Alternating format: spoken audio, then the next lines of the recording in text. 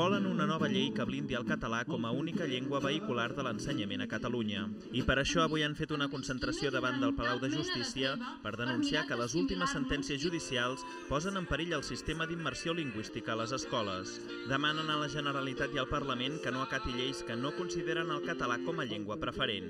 El que demanem és que es mantingui aquest model d'immersió lingüística, que siguin valents, que plantin cara i que es neguin a introduir el castellà com a llengua vehicular. La Comissió Defensem l'Escola en Català fa temps que recull signatures per forçar l'elaboració d'una norma que protegeixi la llengua. Diuen que ja en tenen 100.000 i avui n'han pogut recollir algunes més. A banda de recollir signatures, durant l'acte també s'ha llegit un manifest en què s'ha demanat que les activitats extraescolars que es fan a Catalunya siguin en català i que també s'utilitzi aquesta llengua per a les tasques administratives dels centres educatius. Soc aquí per reclamar una escola en català. Penso que si no es treballa des de ben petits amb aquesta llengua, la nostra llengua, no hi haurà res a fer. A València hi ha 115.000 persones que volien escola en valencià i no la tenen i no passa res.